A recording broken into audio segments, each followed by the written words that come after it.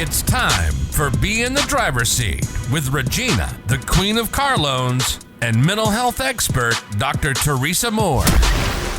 A Saturday morning mix of cars, credit, and wellness created just for you. Brought to you by Joe Lunghammer Chevrolet of Waterford. Plan your next vehicle purchase or get your credit rolling in the right direction with Regina today. And now, Regina, the Queen of Car Loans, and Dr. Teresa Moore. Good morning. You are listening to Be in the Driver's Seat, and I am Regina Eileen Woodard, a.k.a. the Queen of Car Loans at Joe Longhammer Chevrolet. And today, you guys know I'm always joined with my favorite girl, my little sister, because I'm a little bit older than she is, but guess what? She turns 50 in January. So let's give her a shout out. If you got her cell phone number, text her and tell her happy early birthday. Or you know what? If you don't have her telephone number, message her on Facebook at Dr. Teresa Moore. Or you can go ahead and be in the driver's seat on Facebook, and you can message her on our page. But while you're there, follow us on Be in the Driver's Seat. Listen, I'm exceptionally happy this morning. I'm getting all this shout out. What's up, everybody? It's Dr. T. Happy Saturday. So glad to be on. We have a great show today, so I hope y'all got y'all pens and paper out.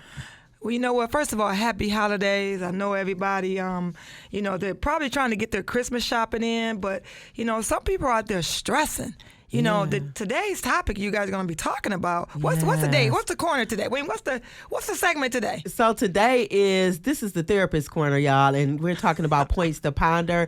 And I know it is Christmas Eve, and I am so glad that y'all are on with us. But we are going to be talking about some of the topics that are across the world right now. Everybody is talking about suicide.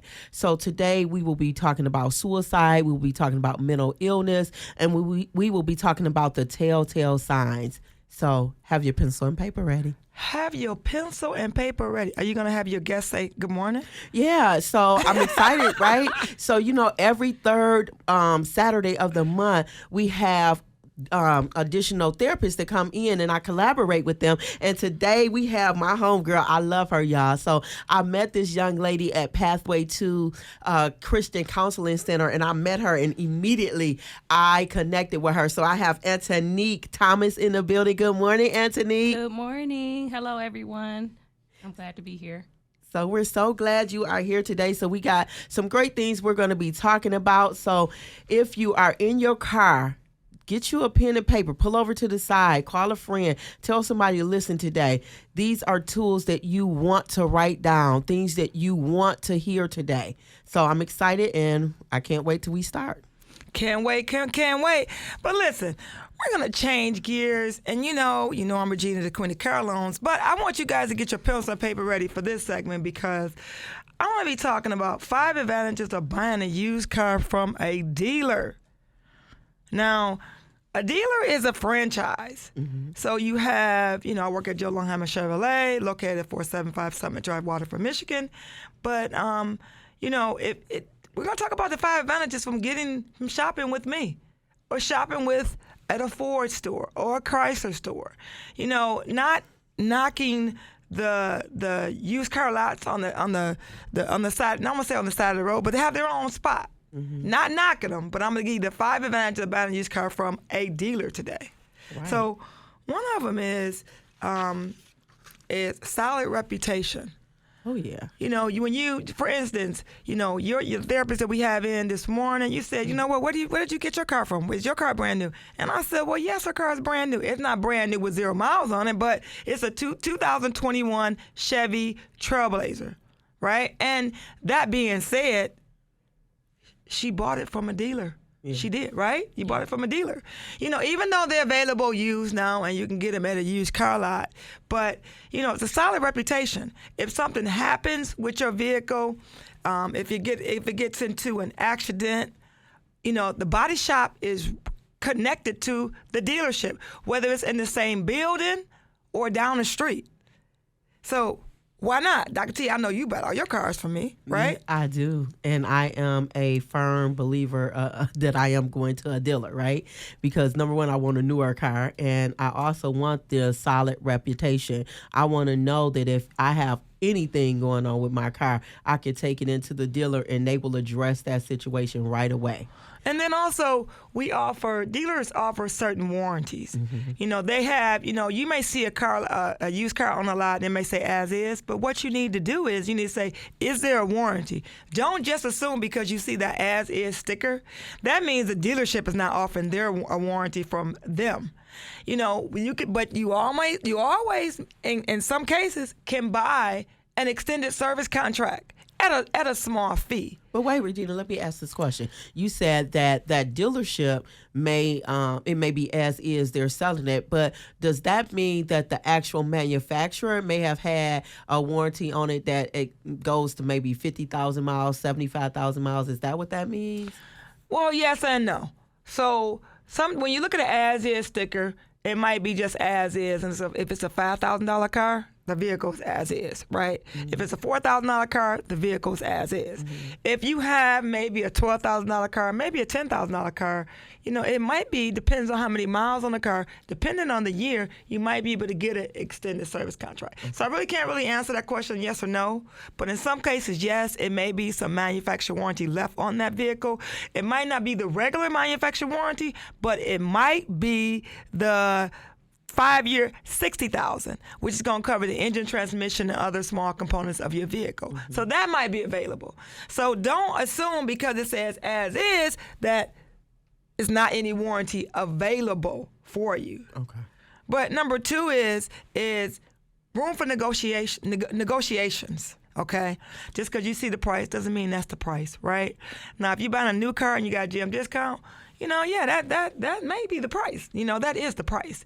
In some negotiations, and some new car dealers right now might be negotiating a little bit for the GM discount, be a little bit less than GM discount. But that just depends on the dealer because remember, we have to make money too. And now, because of the selection of not having that 20 cars of the same product on the dealership's lot, we might say, okay, no, that's the price. If you don't like it, buy. And because I had a lady that came in on Friday, and Saturday, she came in at $242.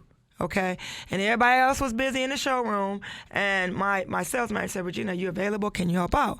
And I said, of course, because I book all my customers are booked by appointment, right? I'm blessed, and sometimes people walk in and see me. So everybody doesn't have an appointment, but I try to encourage people to make an appointment because, like right now, dealership open at 9 o'clock. What are we doing? On Saturday open at 10 o'clock. So, what are we doing? We do our show, right? Right.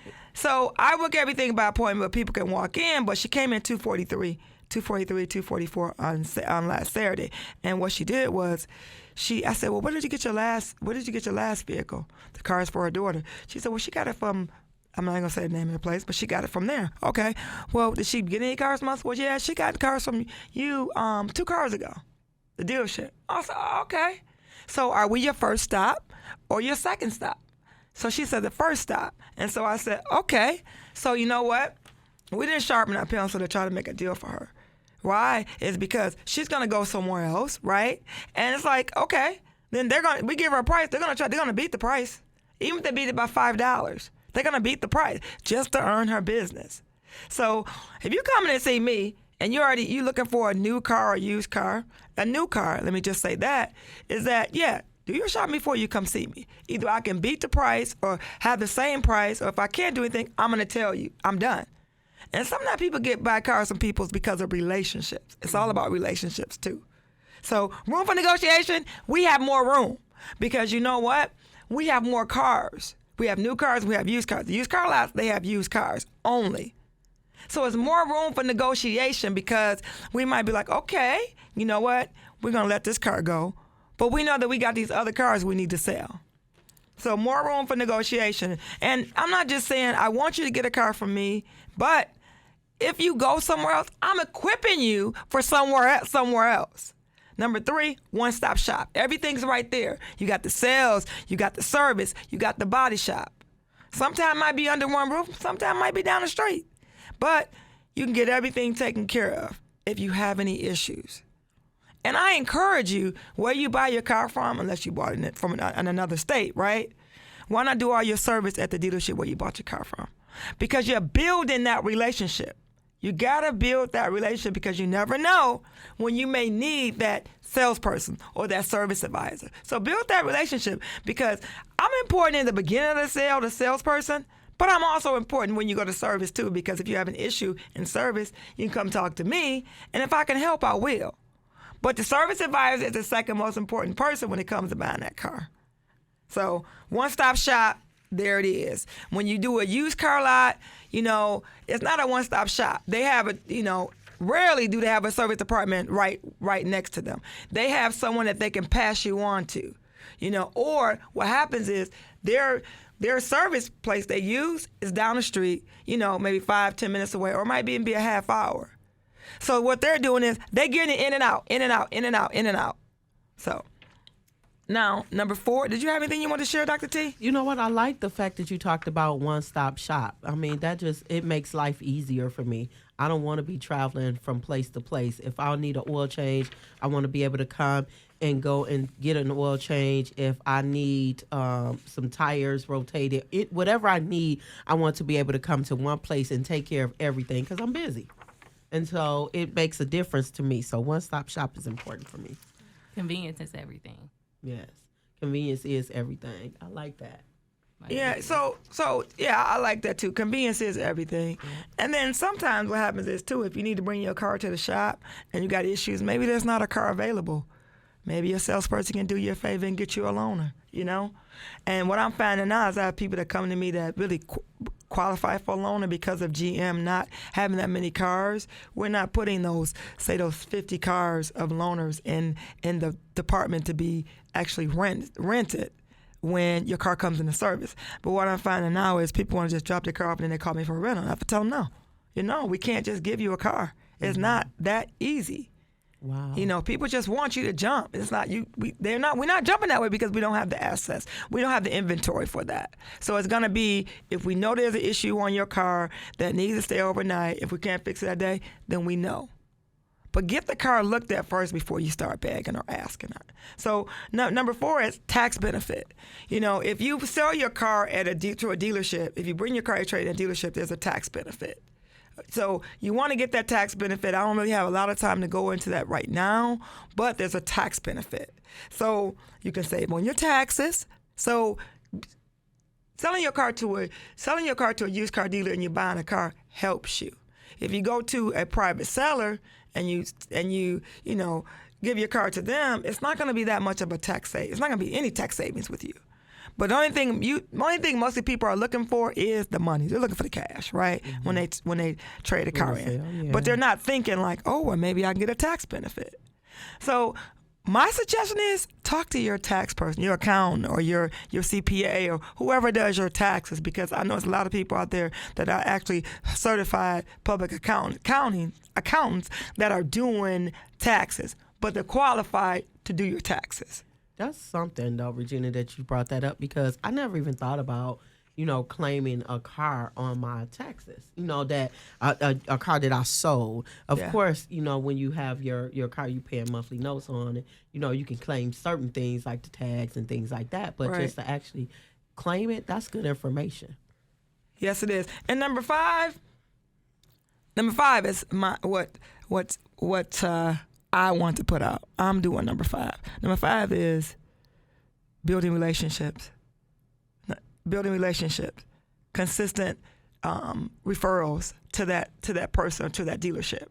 Because if you continuously send in that dealership or that salesperson business, you automatically going to be on top. You're going to be on the top with that salesperson. If you're automatically sending me business, I'm going to jump through high hoops for you. I am. And the reason I'm going to do that is because you help me eat every day. You helping me eat. You helping me pay my bills. So I'm going to do that extra for you. So win-win. Win-win. But I'm going to do my extra for all my customers, but you're going to get that, But if you're looking to put an application in and you need to buy a new or used car, you can go to Regina, the Queen of Car Loans, with an S, Regina, the Queen of Car Loans, with an S.com. Put the application today. I sell new Chevy, Buick, GMC, and pre-owned vehicles. We'll be right back. Well, I'm excited about our next segment. Yes, I'm so excited. We'll be right back. Come on, the therapist points to ponder. Regina, the Queen of Car Loans here with Joe Longhammer Chevrolet. If you're looking to get into a new or used vehicle with affordable rates, I can get you financed today. My lenders are making unheard of deals where others are simply cannot. This month, ladies, I'm hooking you up with hair and makeup from Glamorous Rebel Hair and Beauty in Sterling Heights for the first 10 people who buy a new or used car from me. You'll be riding in style with the Queen, Regina, the Queen of Car Loans. Just Google Regina, the Queen of Car Loans. Chevrolet, find new roads. Looking to buy or sell your home? Whether you're relocating to Michigan from another state or another country, moving across town, upgrading, or downsizing, Brenda D. Davis from Century 21 Town and Country Real Estate is your locally known home purchase expert. Buying or selling your home is a complex process. Let Brenda simplify it every step of the way. Brenda D. Davis, the realtor that moves you. Call 248-909-9711 and get moving on your new home purchase or sale today. That's 248-909-9711. Call now. Hi, I'm Dave Wilkie, Service Manager at Joe Longhammer Chevrolet. Since the 1950s, Joe Longhammer and his family have been honored to service your vehicles. With 112 years of combined service experience, we can take care of any concern you might have. From warranty work to routine oil changes, we treat your vehicle like our own. Call now to schedule a next service appointment at Joe Longhammer Chevrolet. Stop by anytime, Monday through Friday, 8 a.m. to 5 p.m. Get your vehicle serviced right every time. Call 248-683-7100. That's 248-683-7100. Chevrolet, find new roads. We're back and you're still listening to Be in the Driver's Seat. So, Regina, I'm so excited. We're getting ready to introduce our guest today. We have Antanique Thomas in the building. And Antanique, I'm so glad you are joining us. But listen, when I read her bio, I got excited. The beginning of her bio says, there is no health without mental health. Ooh. And there is hope, even when your brain tells you that it's not. That got me excited. So Antanique is an advocate for mental health awareness and stability. She is dedicated to providing the best care, patience, and support to any person to help meet their therapeutic needs. So for those that are struggling with mental illness, she specializes in marriage, family, and couples counseling. She have experience with working with individuals as well as children starting at the age of 2. We see children at Pathways 2, where she is a contractor there. She has her own business. She's contracted through Pathways 2. If you mention Pathways one more time, we're gonna have to charge her a fee. Shout out to Deborah Loving. Shout out to Deborah Loving. But I'm so excited.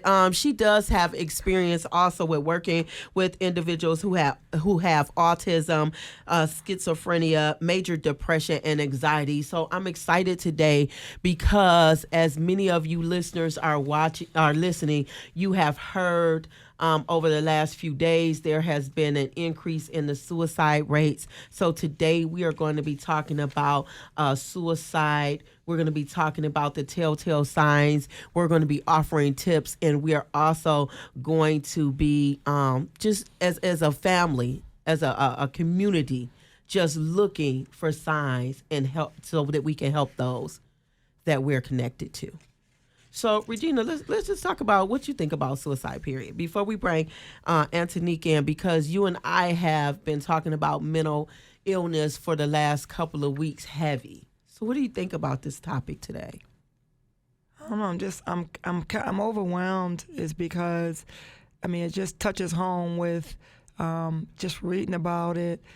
Just hearing people that have actually committed suicide, and it's been no telltale, no signs, they say, right? Yeah, so I'm excited because hope you got your pen and paper ready, because you need to be taking notes, because it might be your son, it might be your daughter, it might be your husband. You might be depressed, right? Yeah. But or it might be your dad, your mom, your neighbor. You don't know who it may be or how they're feeling. And right now, on Christmas Eve, today, even the holidays. The holidays are the hardest for people. Yeah. So it's touching home. And I really honestly can, we talked about Twitch, right? Yeah. Let give them some statistics though, real quick. Yeah. So before we just dive in, statistically, suicide is the 12th leading cause of death. 12th leading cause of death in the United States. There is one suicide done every 11.5 minutes. So every 11.5 minutes, someone is taking their lives. According to the statistics, men are especially higher to commit suicide. But the ages for both men and women that are high is the ages 45 to 54. The third leading cause in the U.S. between the ages of 15 and 24 is death by suicide. There is 703,000 individuals a year that commit suicide. And what's also was alarming to me, since today is Christmas Eve, next Saturday is New Year's Eve, right? But according to some of the research that I did, New Year's Day has the highest suicide attempts. But why do we think that? Why do we think that has the highest on New Year's Eve? Well, this is New Year's Eve. You're going into a new year. And a lot of people feel like they don't want to carry the burden into another year. So life will be better without them in it. So that's why I'm so excited about today, Regina. So Antanique, we just going to jump right on in. I introduced you. I told a little bit about what you do, but let's kind of talk about it. How did you even get in the mental health field? Because we're going to talk about suicide, but share with us, how did you get here? I would just say, I was working in the school system, and I thought about going into school counseling. And a lot of the students was just dealing with a lot of stuff, stress, depression, anxiety. I would see these are 9 and 10-year-olds, and they would come to me with heavy stuff. And I was like, they would just come and I'm like, but what's heavy stuff? I mean, you're not giving any names, but give me an example. What's heavy stuff? Abuse. One child was shot at the age of 2. He seen his mother overdose and pass away in front of him at age 4. Wow. Another child was a victim of physical abuse from his mother. Another child, a female, she was sexually abused by a father. So it was a lot of heavy stuff like that just got me into okay, it's a need for this. And just talking to them and seeing how they will open up, it was just heavy. Wow, the babies are dealing with this. And that was my original thing was to okay, I need to get into mental health so I can go back and create a program for children. Wow. And I feel like mental health needs to be a subject just like physical education. Absolutely. They got gym for an hour to run and play. Yeah, that's important, but they need to be having something mentally that they can, a period where they can go and they can kind of do some mindfulness. And this could be early as kindergarten. They should know how to take deep breaths, use their emotions, to choose their emotions from an emotional wheel. That's early as age 5, they can do that. This stuff needs to be in the school system, just like sex education, physical education, just how they have recess. Mental health needs to be a period, because all of these adults that are committing suicide, these teenagers, they've been having these issues since they were, in elementary. Yeah. And I feel like that's what got me into the field, and I was like, something needs to be done because of the children. And a lot of people, they dismiss children, especially I feel like in a lot of communities, it's it's that same thing from 50 years ago. Children are seen and not heard. Mm-hmm. And I feel like we need to try to kind of change that in a sense. Your child should be able to come and tell you, how they're feeling, or if they're having a bad day, or if they don't agree with something that you said. It's all in the delivery, but it doesn't have to be disrespectful. But children have a lot to say, and they don't have the words to say it. That's good. That's good. So one thing what you said, the kids are being seen but not heard. Yeah. And I was just recently talking to a friend of mine, and another their son, and her son, and he's married, and they got 3 kids. And the mom said, I spent a couple weeks there with them, because she said she was looking to buy a house, and she stayed with them instead of just trying to, because her apartment, her lease was up on her apartment, and now she was looking to buy a new home. So she said, you know what? It's almost done. I'm gonna stay 2 weeks with my son's family.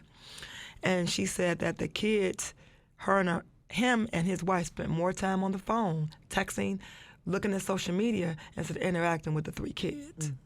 And it was like they were seen, but they're not heard. So they put them down to eat. They didn't talk to them. She talked to them. They didn't. You know, they barely cooked the meals, right? You know, it's like she watched that for a week. She was like, 3 days it was McDonald's. Another day it was Fifth Tavern. You know, another day it was Red Lobster. And then on the other 2 days, she was like, you know what? Y'all need to do better than this. Come on. You need to stop. You are putting your kids in front of the food and they're eating, but you're not talking to them. You're not engaging with them. So being seen and not heard, you parents are out there doing that, whether you're single or together, you got to pay attention to your kids. Yeah.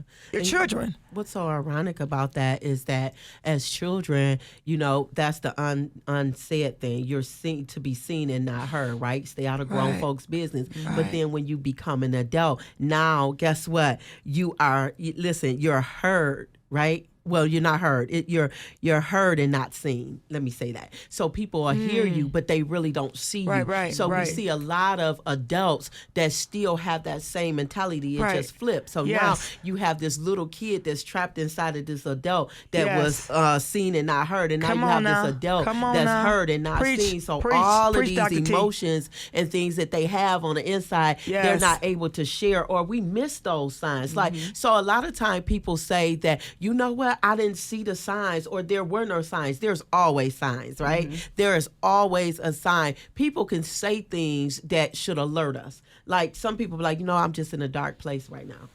I remember telling you, Regina, just a few weeks ago that holidays are not fun for me. I'm being transparent today. Holidays are not fun because you think about, you know, holidays is a time of family and friends and fellowship. Well, when you've lost most of your family, God gave me family, right? So I have a church family, I have family I work with, I have you, I have people around me, but you can be surrounded by people every day and still feel lonely. Yes. You can be surrounded by people every day and still not feel apart. Yes. So there's a persona that we carry, and people think because God makes our frame look good, and because we may be out in the community because that's our job, or we may have things may look like it's glamorous for us, people really don't take the time to get to know each other anymore. We're so dehumanized in a way to where social media, Antanique and I was talking about this, Antanique, and I know we're going to talk, we were talking about how as human beings, we're so far away from each other now because we basing our lives off of social media and off of reality TV. The image. You're portraying one image, right? And then you portraying one image on the outside, but it's really the inside where you're hurting. Yeah, right? and so as therapists, So, Antanique, let's talk about that, because as therapists, we see people that come in that have a hard outer, their external is hard, and we as therapists have to try to crack that. So how, as a therapist, do you help someone that's coming in and you see the signs, you see that they're at the end of their rope? How do you help them? And it's hard, too, because usually when they come into the office, a lot of them don't even like to admit that they've had suicidal thoughts. Yeah. It's like, it's that gray area, like, okay, if I say something, what's going to happen? I'm getting shipped off. That social media, that movie portrayal of like, I'm going to be in a straitjacket, and it's like, no, I don't want that. Even on the intake paperwork, do you feel like you're in need of a psychiatric evaluation? They always check no. And I always say, do you know what that is? Oh, yeah, I'm going to have to go to the hospital. I was like, no, we have an in-house nurse practitioner and psychiatrist that will evaluate you. This has nothing to do with the hospital, but this is just to make sure. This is the second opinion to make sure you're okay. But when dealing with, the suicidal ideation, a lot of them don't like to actually get into it. Or they'll say yes, but then they'll say they didn't have a plan, the means, or an intent, but it's there.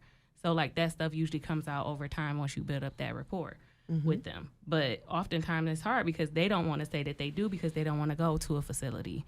They don't want to take medication. But sometimes you need help. And it's like you can't, therapy alone and you just, faking it. A lot of them come in and just lie. They fake it even with therapists. Yeah. Like we're here, we're not judging you. This is a safe space. They don't want to open up because they feel like they are going to be judged. Even though I'm sitting here telling you that I'm not, they still will just withhold it. And I've had clients tell me after a year in therapy. Like, oh, yeah, I've had an attempt. Or it'll just come out like regular conversation. Like, oh, yeah, how was your weekend? Why do you think people are scared? Because they're scared to be judged. Yeah. And then they're scared to oftentimes, like, right, they don't want to go to the psychiatric hospital. They don't want medication. And so what's ironic about this is I have clients that tell me that they think I have passing thoughts every day. Mm-hmm. So with that being said, this is a real issue, and we really need to address it. So We're going to address that, finish addressing suicide when we come right back. Joe Longhammer just texted me. He said, Regina, it's time to take a break. Time to pay some bills. I need to hear the commercials. Regina, the Queen of Carlones here with Joe Longhammer Chevrolet. If you're looking to get into a new or used vehicle with affordable rates, I can get you financed today. My lenders are making unheard of deals where others are simply cannot. This month, ladies, I'm hooking you up with hair and makeup from Glamorous Rebel Hair and Beauty in Sterling Heights for the first 10 people who buy a new or used car from me. You'll be riding in style with the Queen, Regina the Queen of Carlones. Just Google Regina the Queen of Carlones. Chevrolet, find new roads. Are you sinking farther and further in debt? Tired of living paycheck to paycheck? Facing garnishment, repossession, or foreclosure? Thinking of filing bankruptcy but still have questions? Call Lewis Law at 248-785-3780. Attorney Lewis has over 20 years of experience handling Chapter 7 and 13 bankruptcies. The bankruptcy code is complicated, and you need an experienced attorney to guide you through the process. We can take care of your bankruptcy and probate needs. Call Lewis and Law, 248-785-3780. We're a debt relief agency. We can help people file for bankruptcy under U.S. Bankruptcy Code. Paid non-attorney spokesperson. Hi, I'm Dave Wilkie, Service Manager at Joe Longhammer Chevrolet. Since the 1950s, Joe Longhammer and his family have been honored to service your vehicles. With 112 years of combined service experience, we can take care of any concern you might have. From warranty work to routine oil changes, we treat your vehicle like our own. Call now to schedule a next service appointment at Joe Longhammer Chevrolet. Stop by anytime, Monday through Friday, 8 a.m. to 5 p.m. Get your vehicle serviced right every time. Call 248-683-7100. That's 248-683-7100. Chevrolet, find new roads. We're back, and we're still talking to Ms. Thomas, and she's going to be finishing up the plan, the means, and the intent to act. Yes. So when clients come in, and oftentimes, that we have to ask as far as them having any suicidal ideation. So it's one thing to just have the thoughts that may come and go, that may just be with you all day. But we also follow up with, do you have a plan to do it, a plan to act? Like, do you have a way that you would actually commit suicide? So that means whether it's taking a lot of pills, whether that's using a gun, using a knife, that is the plan to say, like, okay, if I'm going to do it, this is how I plan to do it. I'm going to come home. So wait, so they're telling you the plan? So you're asking them to tell you the plan? Yeah, we ask them, do you have a plan? And if they say yes, so what is that's the plan? smart. So the next one is like, you can have a plan, but then you may not have the means to do it. So that's the actual medication, a prescription that would likely...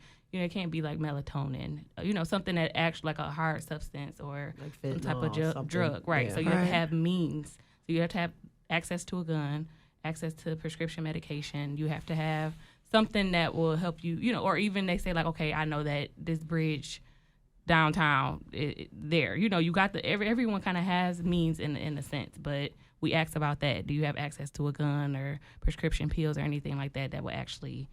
you will be able to carry that plan out with. And then the last one is intent. So that intent can range. So someone could be like, if I get rolled up one more time at work, or someone say, if I get embarrassed one more time, someone belittles me one more time, I'm going to do it. So you have to have all three. If you don't have all three and you just have two, we just kind of keep you on high watch. Or we may say, do you think you need to go into the hospital? We may say, well, do you need to come in for, twice a week for a session, 3 times a week for a session? But you have to have all three for like the police to intervene. If you're at home, they will not take you or pick you up. They will say like, right, you have the access to do it, the means, or the intent to act. If you don't have all three, they won't. We can't do anything. We can't say, oh, we're going to send authorities over. So that's important. We ask about that plan and the access to means and the intent. So talking about suicide, do you think that parents should go through their children's room? Should they go through their phone? Should they watch their social media? Or should they just assume everything is good and they really don't know? Because, nowadays, I believe, I'm not a parent, but, they think that they need to give their kids their privacy. But if that parent would just actually pay a little bit more attention, went through the phone or went through their belongings, maybe they would have found something. You think they should or they shouldn't? I would say yes, 100%. And I feel like it is levels to it, because as your kids get older, they do need a sense of privacy. But in a sense, not even that they may be going through any type of depression or suicidal thoughts, they may actually be inflicting cyberbullying or damage to someone else. So half of the time you may feel like, oh, my child is good, they're always upbeat, but what is your child really doing? So sometimes, a lot of people don't like to say, oh, my kid was the aggressor or my kid was, you just don't know. And it's not saying like, you got to check. You can't say, oh, for sure, that your son is not doing any type of bullying or that they're not getting bullied themselves. I grew up in a time where you didn't have any privacy.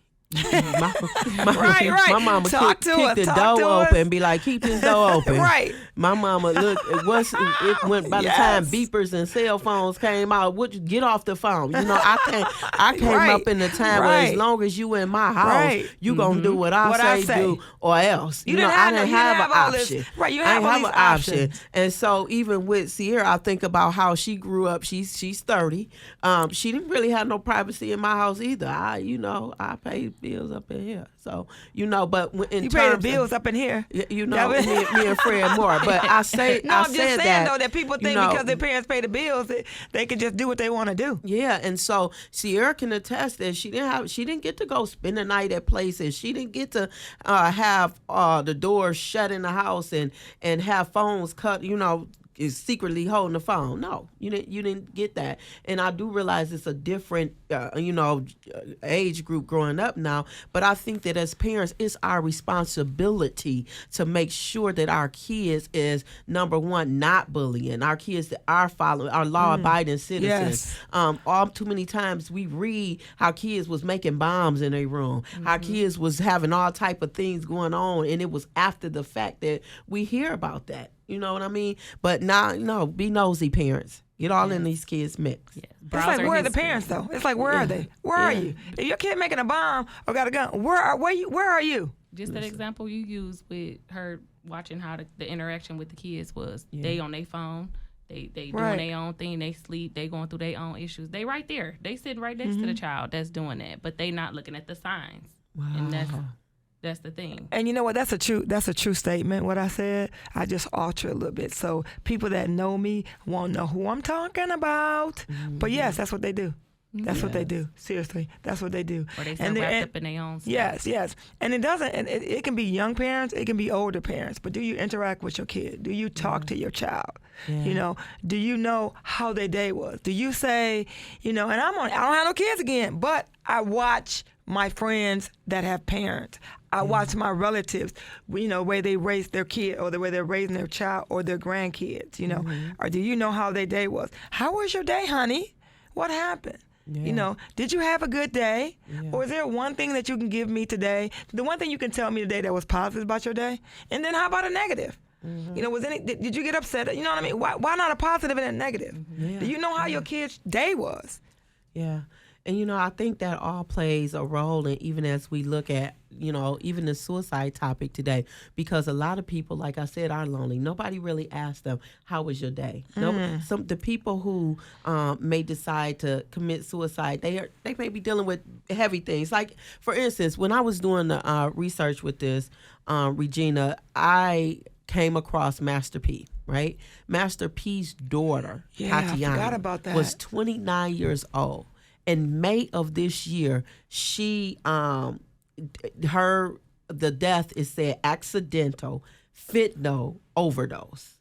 Accidental. Mm-hmm. She was dealing with mental illness. But what really sparked my interest is that just 3 days ago, Romeo challenged his father, because Master P put up a tweet regarding Twitch, saying his heart went out to Twitch's family, and Romeo got upset and said, I've watched the man. As a matter of fact, I screenshotted it because I really wanted us to kind of talk about this. So Romeo, who lives in the house with his dad, there's his sister, she died by overdose. Overdose. But why was he so upset? Romeo said, today was a boiling point. I seen a man avoid his own children's struggle with suicide and depression, but post another man who passed away today that he doesn't even know. Romeo was mad at his dad because his dad was being sympathetic to another man's family. And not even sympathetic to his kids. Am I right? That's what you're telling me? Yes. And so Romeo said, y'all idols be lost. Oh, wow. Better stop following the blind. Watch when it's revealed. So this was a social media post that Romeo was posting about his dad. And Romeo was upset because his sister committed suicide by accidental fentanyl overdose. And Master P was reaching out to another man's family, but Romeo felt like he didn't even reach out to his own family. That's right. Wow. And Romeo felt like because of social media that he was aloof from what was going on with his own family. And then now we have Twitch. Everybody all over the world is talking about Twitch and how they was watching Twitch, how he was, the man, and how he was in such a great space because they seen him with family and with kids, and he had a good career, but he was suffering. There's much speculation all over the world, but we see from time to time people who are in the spotlight. That does not necessarily mean that you're happy and you're doing well. Just like as we were doing this, Marilyn Monroe. She was one of the ones who committed suicide. She was only 36 years old, and this was back in 1962. In 1962, she was 36 years old, and she took her life. Why? Because it was speculations, failed marriages, because she was alcohol, insecurity about her career, all of these things. She could get difficulty conceiving kids. She had anxiety and depression. That was back in 1962. And then recently in 2022, remember the model and actress, remember an attorney, Chelsea Chris. Remember we talked about her. She literally jumped off a building. But why that hit home? But you know why it hit home? Why? Because we had just saw her on TV. Yeah. She's an Afro-American, beautiful young lady. Yes. That probably everybody assumed that she had the world in her hand. She was Miss USA in Miss 2019. USA. But what was so ironic about both Marilyn Monroe and her is that neither one of them had children. So no siblings, not siblings, I'm sorry. No offsprings, right? That's right, kids, right? Right. Offspring. No offspring to live out them or their parents to actually, still be able to live on with their daughter passing. Yeah. That's what's so hurtful. But she was married. That's the thing. Oh, she was married. I did not know she was married. So let's talk I about did that. not know she was That's married. what I want to bring. Why is it important for the entire family to receive therapy? It's very important because it's like if he's going through it, that means he's probably not being, like, say, for instance, for Twitch. So if he was dealing with a lot of stuff mentally, that means he wasn't there 100% as a husband. He wasn't there 100% as a father, because how could you be when you battling, your own demons and your past trauma? You cannot be, you not giving your all into, your marriage and into your family as a whole. So it is important. And it's like, if you going through something like hurt people. So the way that you was raised, those generational curses and stuff like that, they're passed down. But let me say this to you, Antanique. I believe what you say when you say hurt people, right? But when hurt people get tired of hurting, they go get some help. Yeah. So that's a decision. And so wait a minute. Back it up. What? When hurt people get tired of hurting, they go get some help. And so that's why we as a society have to address. So what do we do? But no. What do we do? I mean, you said hurt people go get help, right? Right. We got to address how we look at mental illness, because a lot of people don't seek out help because of the stigma associated with it. Because they think they're all right and they're really not all right. Or somebody telling them that they're okay. Yeah, you're okay. You're this. It's Social all right. media making you think that you're good. Or you can't. Yeah. The people that you're with, you okay. Girl, you look good. You got right. it together. Because your appearance together, right? But you know what? Let me just say this. I got a very good friend of mine. One of her parents are sick. Mm-hmm. And I remember when my dad was sick.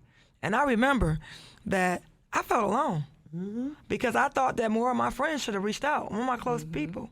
Yeah. And one of the persons that was really there for me, shout out Nicole Anderson and Daryl, is that they were there for me. You know, my other family people, my friends were there in my family, but they were there for me. But I thought that other people should have reached out to me. I was hurting so bad.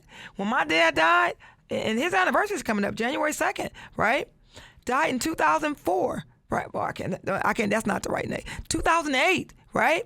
So, I mean, I was hurt because, I mean, people didn't reach out to me. They didn't give me no hug. They didn't come over and say, Regina, you need something. But you know what? When that happens to them and one of their parents are sick, then they understand the pain. They understand the suffering because it has to happen to them. You can't take back what you did before. And I guess I'm getting on my own issues here. But I'm just saying it's hitting home so much right now. You know, and I went from suicide to somebody passing, right? And you know they're sick. But it's still about the mental health because my mental health was not there. Yeah. Every people think because I look good outside that I was good. I was hurting. I was hurting. I was hurting real bad. Yeah. But I want to talk about before we get into the other part of the segment, but Robin Williams, he died at age 63. Robin Williams was an American actor and comedian who rose to fame in 1970 with Mork and Mindy. Yeah. He went on to have a successful career in film and television. Yeah. You know, and then so August 11, 2014, he decided to hang himself. Yeah. Did he have telltale signs? We knew he was sick, right? Yeah. But how he killed himself was he had hung himself with the belt on the doorknob. Yeah. Yeah. So what is that? That's plan, right? Oh yeah. Oh yeah. And then what else is that? Plan, means, and intent. Yeah. He had all three of them. Yeah. So that's huge. He had all three of them, and so Regina, that's why it's so heavy today. Just like on Monday, my family had this great discussion, right? And my cousin said, "Please tell everybody it's a difference between empathy and sympathy. Empathy means that I can relate to you. I can meet you right where you at. But sympathy means I feel sorry for you. When people are going through, they need people to be empathetic and not sympathetic because I'm already feeling a certain way. I don't want you to feel the same way I feel, but I do want you to be able to relate to me. There's a difference. And so we have to be able to reach people where they are. And so as a therapist, that is one of our main goals, is to meet people where they are. So, Antanique, I do want to ask you this.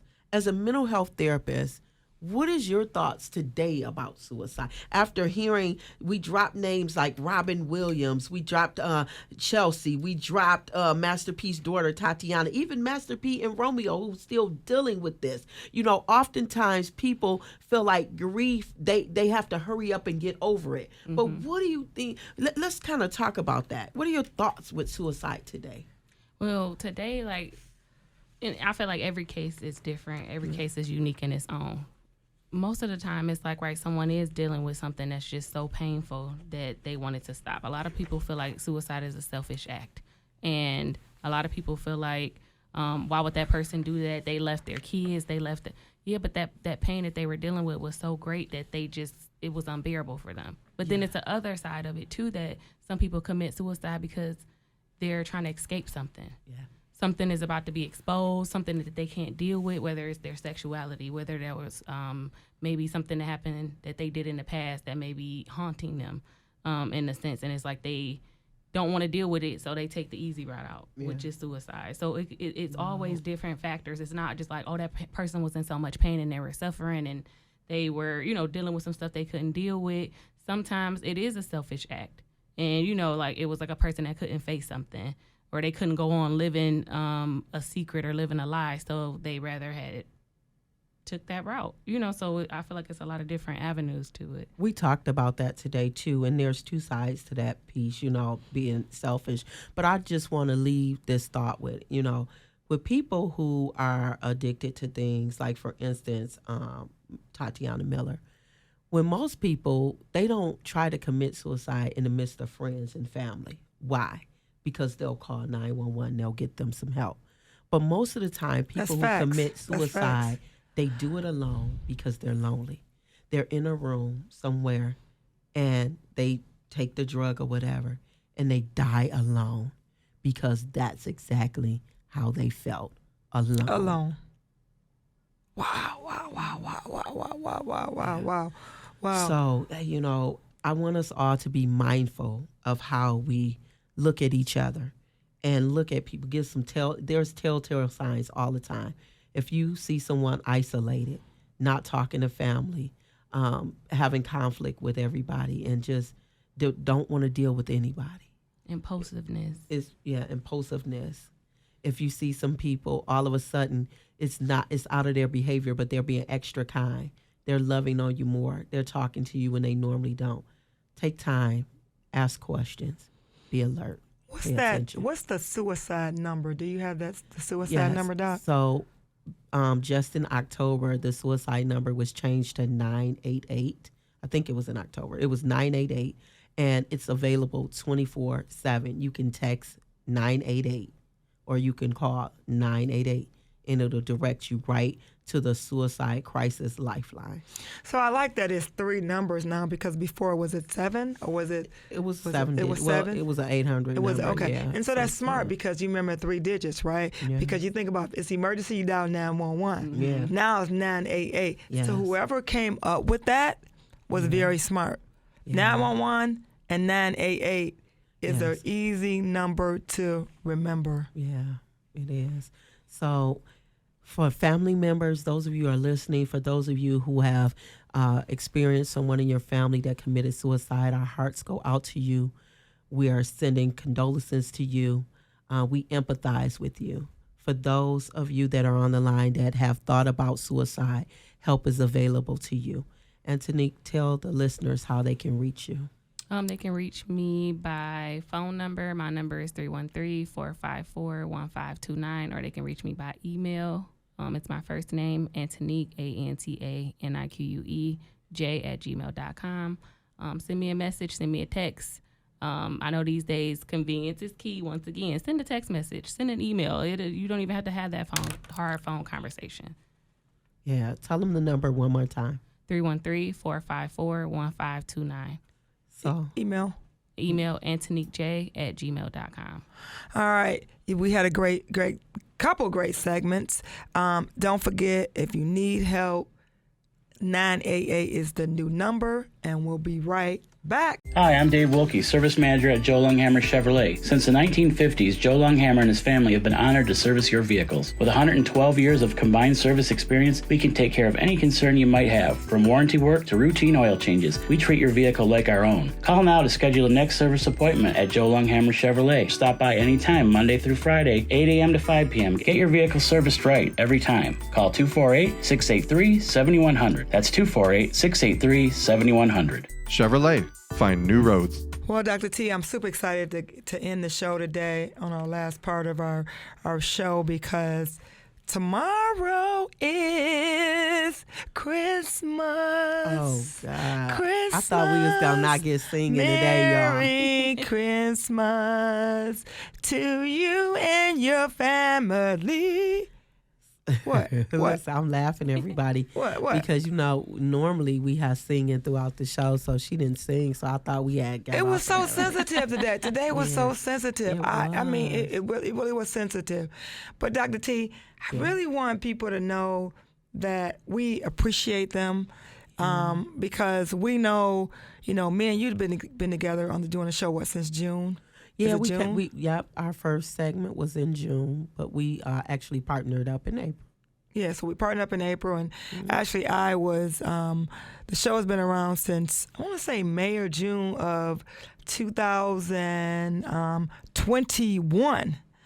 But things didn't start going to the top until our partnership. Hey, And- we rising to the top. And we people don't understand, we do a lot to prepare for the show. Yeah, absolutely. We have to we have a show, we do our show every week. We have to set up our guests. Yeah. We have to make sure it's timed out right. And we're also adding the podcast part to Yeah, it. I'm excited. And you guys are probably saying, what is the podcast part? So every week you'll hear us on the radio, right? But you'll get snippets after the fact, after the show is off, of us. You'll be able to see us. Snippets. For instance, our last week guest was? Yeah, we had Associate Pastor Carl Reed, who is a member of Commissioned. He was in the studio last week, and we had such a great time. We also had Big Business. Oh, but you gonna Yeah, Big Biz. Shout out to Big Business. That's his stage name is in the streets name, but his name is Herbert. I can say this because I know he's not going to be listening, but he might be listening on the app, I'm right? Call him, yeah. But he's in Florida, and if you're in another state and you want to listen, you can always go to your app store on your phone and download the Praise. Is the Praise Network? It's the Detroit Praise Network. Okay. On your phone. Yep, on your phone. On your app. You could go right to the app store and you can listen live. So every Saturday morning from 8:30 to 9:30 a.m., you can go right there to Detroit Praise Network and listen live. You also can tune in to 98.3, 99.9, and 105.9 HD2, and you can listen right from your radio. And then, like Regina said directly, maybe a day or so later, you can go to our website, www.beinthedrivers, driver with the S, seat.com, and you'll be able to listen to the segment. So and go to past episodes and listen. And Regina wanted to do the shout out, so let me No.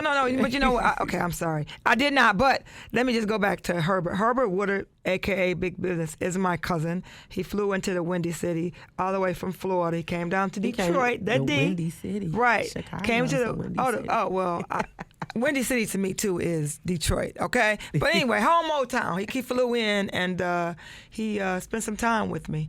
And as a result of that, he was on the show, so it was perfect time and all that. So shout out to him. Shout out to, who was our other guest? Audrey. But you and Audrey connected from the get-go, because that's like her third time being on the show. Yeah, I've met Audrey the first time when she was on Being in the Driver's Seat, and she has such a sweet spirit. She's a worship leader, and she just had a book, Pathways to the Land of Milk and Honey. So, yeah, shout out to Audrey. Audrey also is in this big automobile space. She is the CEO, owner of a company that sells aftermarket products. Yeah. Warranty, Gap, Tire and Wheel. And she's a phenomenal person. She is. Because she has, I don't want to count how many dealerships she had, but she has probably over 20 dealerships around the U.S. She corrected us. I think she had like 25. Yeah, 25 dealerships across the world that she services right now. So she is doing very well, but she's very passionate about what she does in this automobile space, but she also loves the Lord. And she will let you know, and you can just tell how genuine her voice is. She's so God-giving and God-fearing person. Mm-hmm. And you know what? I have never met Audrey in person. Isn't that something? Yeah. Never. You know how you just meet? Right? It's like, now it's like you're meeting people on the phone, on social media, and you establishing that relationship with people. You know what? And so shout out to every person that has been on Being in the Driver's Seat, from the time our first guest back in June all the way to today with Antanique. We appreciate you. Thank you for coming, sitting with us, sharing with us, sharing your business with us, and just partnering with us. It's such a phenomenal thing just for me to even sit here to think about how quickly these 6 months have flown by. We've had guests every week. It's not been a week that we didn't have a guest sitting in the studio, but maybe twice, and that was intentional. And so it has been. But everything we do is intentional, though. Well, yeah. Because you're a therapist, you make me plan. Yeah. Well, you do. How important is planning? Well, yeah, I mean, planning is very important, right? But when we talk about planning for the show, it's every week. And we both, I got a call last night, okay, we need to talk about this, what do you think about that? So we sprinkle things in between the night before of our plan of what we're going to talk about. And it just so happened to be that we actually, Suicide Today was really the topic we talked about a month ago, right? Yeah. When you talked about your segment, Poised to Ponder, it was there. Yeah.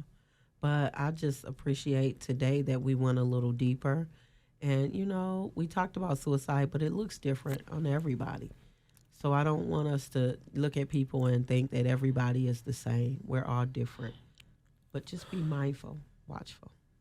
We also want to let you know that if you want to be a guest on our show, what's our email address that we're using? So it is beinthedriverseat@gmail.com. And just so you guys know, Dr. T is the only one that has access to it.